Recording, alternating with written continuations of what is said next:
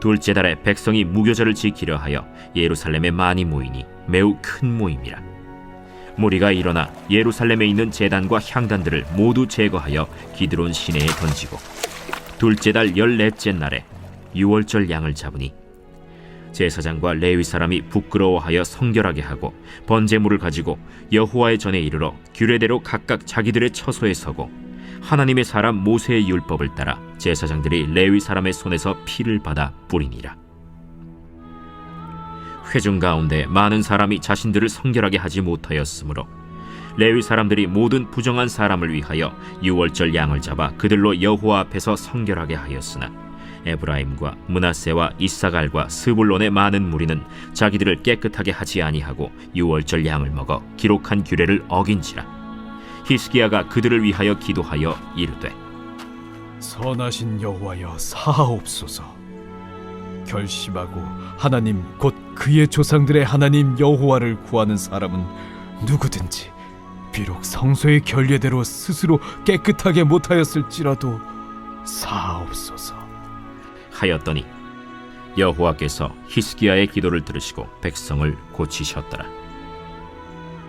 예루살렘에 모인 이스라엘 자손이 크게 즐거워하며 7일 동안 무교절을 지켰고 레위 사람들과 제사장들은 날마다 여호와를 칭송하며 큰 소리 나는 악기를 울려 여호와를 찬양하였으며 히스기야는 여호와를 섬기는 일에 능숙한 모든 레위 사람들을 위로하였더라. 이와 같이 절기 7일 동안에 무리가 먹으며 화목제를 드리고 그의 조상들의 하나님 여호와께 감사하였더라. 온 회중이 다시 7일을 지키기로 결의하고 이에 또 7일을 즐겁게 지켰더라. 유다 왕 히스기야가 숫송아지 1000마리와 양 7000마리를 회중에게 주었고 방백들은 숫송아지 1000마리와 양 10,000마리를 회중에게 주었으며 자신들을 성결하게 한 제사장들도 많았더라. 유다 온 회중과 제사장들과 레위 사람들과 이스라엘에서 온 모든 회중과 이스라엘 땅에서 나온 나그네들과 유다에 사는 나그네들이 다 즐거워하였으므로 예루살렘에 큰 기쁨이 있었으니 이스라엘 왕 다윗의 아들 솔로몬 때로부터 이러한 기쁨이 예루살렘에 없었더라. 그때 제사장들과 레위 사람들이 일어나서 백성을 위하여 축복하였으니 그 소리가 하늘에 들리고 그 기도가 여호와의 거룩한 처소 하늘에 이르렀더라. 샬롬, 여러분 반갑습니다. 오늘도 큐티로 기막힌 하루를 여는 6월 1일 화요일 새벽 큐티 시간입니다. 오늘 하나님께서 우리에게 허락하신 본문은 역대하 30장 13절부터 27절까지 말씀입니다. 오늘 본문에서는 히스기야가 유월절을 지키자고 보낸 서신을 받아든 백성들이 예루살렘에 모여드는 장면이 소개되고 있습니다. 나라를 빼앗긴 북이스라엘 동포와 함께 예배하고자 한 달을 연기했던 무교절과 유교절이 이제 시작됩니다.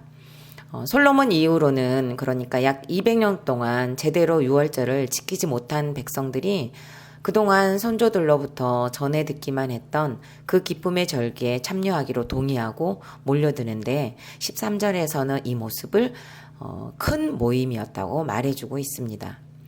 흩어졌던 백성들은 예루살렘에 모여서 구석구석에 남아있는 우상 숭배 흔적들을 샅샅이 뒤져서 모두 제거합니다. 그리고 자신들도 성결케 되기 위해서 성전에 모였습니다. 그런데 이게 무슨 일일까요?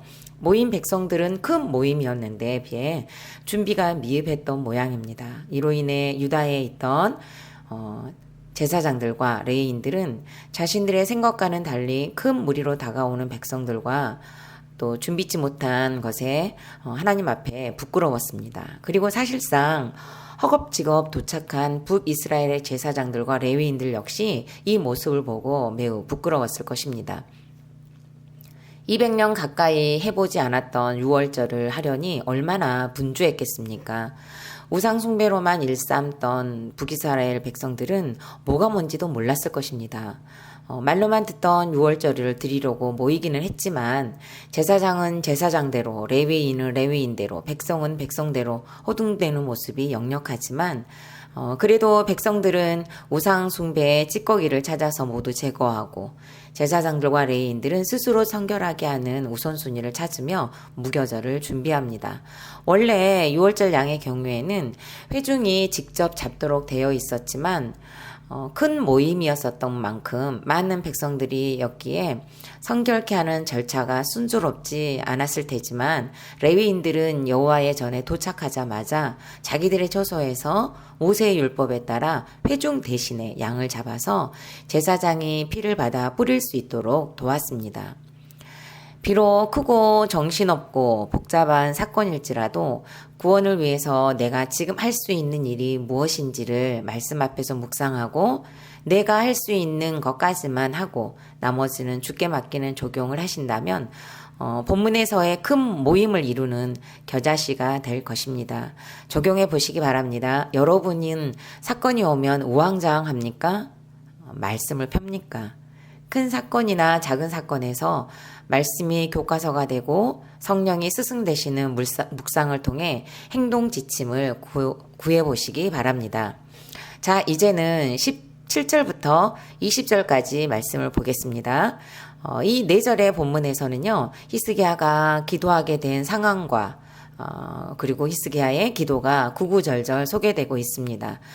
보발꾼들의 소식에 의해서 북이스라엘에서 예루살렘까지 찾아온 백성들 그리고 제사장들과 레위인들은 사실상 유월절을 준비할 수 있는 시간이 매우 촉박했을 것으로 짐작이 됩니다. 유다에 있는 레위 사람들이 부지런히 양을 잡아서 성결하게 한다고 했지만 우상 숭배만 하고 살았던 북이스라엘 백성들은 깨끗한 자만 먹을 수 있었던 유월절 음식을 깨끗하게 하지 않고 먹는 것으로 규례를 어기는 일이 생기고 맙니다.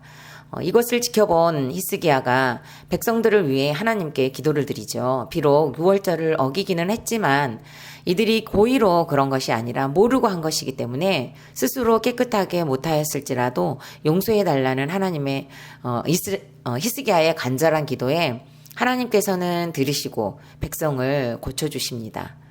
여기에서 병을 고치셨더라의 라파는 몸을 낫게 한다는 의미보다는요, 죄를 용서한다는 의미에서의 고치셨다는 뜻으로 이해하는 것이 옳습니다. 저는 개인적으로 김양재 목사님의 간증 중에서 친정어머니에 대한 간증을 할 때 가장 큰 은혜를 받습니다. 왜 그럴까요? 네, 짐작하신 대로 저 역시 친정어머니를 무시하는 마음이 아주 많기 때문입니다. 제가 10살, 11살, 12살에 해마다 가출을 시도했었고 12살 여름에는 아예 살충제를 먹고 죽으려고 시도하기까지 했었던 이유는 어머니의 무차별적인 폭력이었습니다. 아버지는 술을 많이 드셨고 그런 아버지와 하루가 멀다 하고 싸우시고 집안의 살림이 모두 마당으로 쏟아져 나오는 것도 모자라 몽둥이로 둘두들겨 패고 싸우시다 나중에는 술에 취한 아버지께서 맨정신의 어머니께 엄청 두들겨 맞는 모습을 보고 자랐습니다. 아버지의 연대보증으로 빚에 쫓기니 아버지는 외주로 나가셨고 어머니는 장녀인 저에게 모든 화를 쏟아내시는 것으로 힘겨운 시간을 보내셨습니다. 어머니와 떨어져 살았을 때는 잊었던 상처들이 함께 살면서 다시 기억나기 시작했습니다. 지금 2년이 지나가고 있는데요. 저희 집에 오실 때도 그냥 오신 것이 아니라 시골 교회에서 전도사로 사역하고 있던 막내 아들과의 다툼으로 아들이 던진 병에 맞아 봉합수술을 하고 다시 집으로 가실 수 없게 되어서 저희 집에 오신 것입니다. 이 일로 동생은 자격이 없다고 하여 사역을 그만두고 교회까지 나가지 않고 있다가 다시 공동체를 찾은 지 얼마 되지 않습니다. 그리고 어머니는 저희 집에 계시면서 만성 신부전 진단에 이어서 투석 환자가 되셨고 또 결핵 진단과 녹내장 등등의 질환으로 병원 투어를 하고 계십니다. 그런데 지난주에 저에게 가장 많이 하셨던 말 중에서 너 같은 것을 내가 왜 낳는지 모르겠다고 내가 저런 것을 낳았다고 하시면서 통곡하신 것에 대해서 말씀드렸다가 오히려 어머니께서 화를 내시고 소파에 늘어지시고 삐지셔서 제가 미안하다고 사과하는 일이 벌어졌습니다. 제가 그 거절감의 순간을 이야기할 때, 제 나이가 지금 54살이거든요. 그런데 이 54살의 나이에 병들어 늙은 엄마를 정면으로 쳐다보고 말을 하는데, 두 다리와 손이 정말 바들바들 떨리더라고요. 정말 얼마나 떨리면서 그 말을 했는지 모릅니다. 이렇게 상처에 얽무는 사람을 정말 어이없게 하더라고요. 저를 낳은 어미로부터의 그 거절당했던 그 시간으로 되돌아가는 것이 참으로 아프고 힘든 시간이었습니다. 두통약을 먹어야 견딜 수 있는 고통이었습니다. 어머니는 육이 무너져 먹는 것도 마음대로 드시지 못하는 환경에 있지만 자녀들을 힘들게 했던 것에는 아나무인이시여서 그 모습을 볼 때마다 참 힘들었습니다. 하지만 거절감이라는 상처가 저의 죄패의 뿌리가 되었다는 것을 알게 되었고, 낳은 어미는 거절했어도 저를 위해 십자가를 지셨던 그 사랑을 더 크게 체험받는 치유의 시간이 되기도 했습니다. 그럼에도 불구하고 이 일로 일주일째인 오늘 아침까지도 어머니는 방문을 닫고 나오지 않으시고 인사를 드려도 대답도 않으신 불편한 관계가 계속되고 있습니다. 그런데 하나님께서는 오늘 이 본문으로 저를 들었다 놓으시니 참말로 어찌합니까? 지난주 금요일 새벽에 저는 기도하면서 아버지, 엄마를 10일 동안만 미워할게요 라는 기도를 드린 것만으로도 정말 사이다 한 사발을 마시는 것 같았는데 10일이 뭡니까? 벌써부터 말씀으로 콕 찌르셔서 가스를 빼고 계시는 그 하나님의 인도하심에 놀라울 뿐입니다. 북이스라엘 백성들이 몰라서 스스로 성결하게 할 수 없었던 것처럼 친정 어머니도 어린 저에게 그렇게밖에 할 수 없었던 시간이었을 것이라는 것으로 말씀을 해주시는 것 같습니다. 저도 히스기야처럼 사하옵소서의 기도를 드려야 하는 딸이 되라고 말씀을 하시는 것 같습니다. 20절에서요.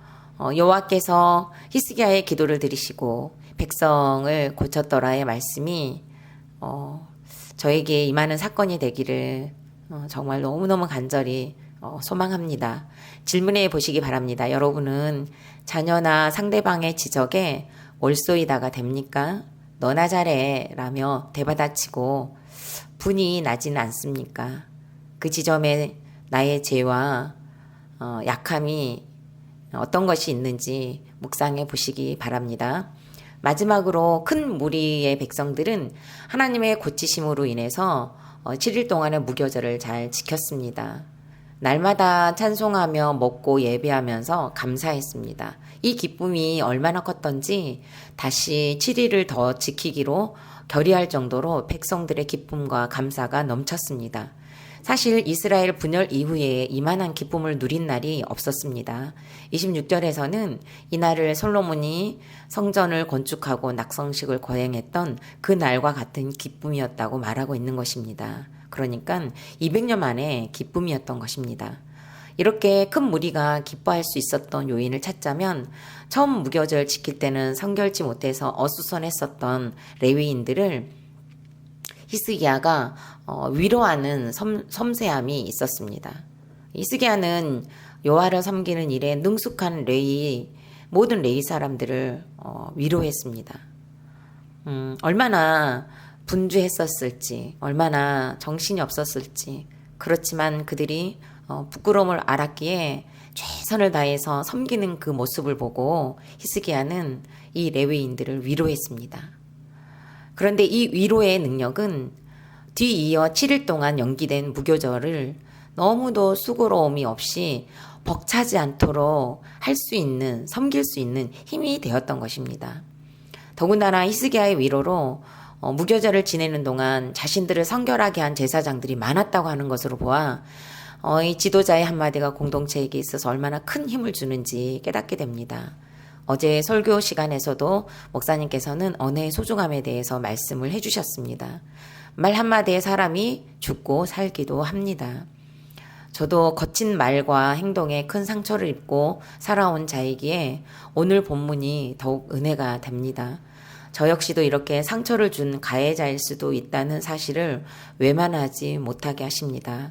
특히 오늘 이스기야는 여호와를 섬기는 일에 능숙한 자들을 위로했다고 합니다. 가족이나 직장에서 그래도 구속사에 한 발자국 먼저 발을 내디신 분이라면 그분은 바로 능숙한 자입니다.